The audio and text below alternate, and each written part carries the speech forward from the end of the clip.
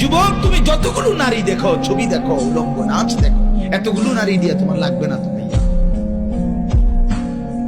প্রিয় ভাই আমার, বন্ধু আমার, এত নারী তো একজন পুরুষের লাগে না। যেটুকু দরকার সেটুকু তো আল্লাহ তাআলা কোরআনে বলছেন, বান্দা ওয়া মিন আয়াতিহি আন খালাকা লাকুম মিন আনফুসিকুম আজওয়াজা। আল্লাহ বলে তোমাদের প্রত্যেক পুরুষের শরীরের অংশ থেকে আমি আল্লাহ তার হালাল স্ত্রী সৃষ্টি করেছি। যেটা আল্লাহ পাক চাহিদা দেয় সেটা পূরণের ব্যবস্থা আল্লাহ রাখছে।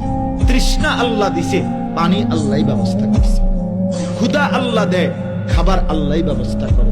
ঠিক এরকম কামনা বাসনা যৌন চাহিদা এটা আল্লাহ প্রদত্ত, তো সেটা পূরণের জন্য হালাল স্ত্রী আল্লাহই ব্যবস্থা রাখছেন।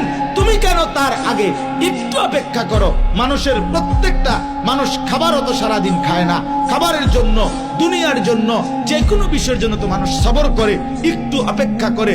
একজন হালাল পবিত্র স্ত্রী পাওয়ার জন্য তুমি একটু চরিত্র হেফাজত করো, একটু সময় সবর করো, তো আল্লাহ তাআলা তোমাকে নেককার বিবি দিয়ে দিবে।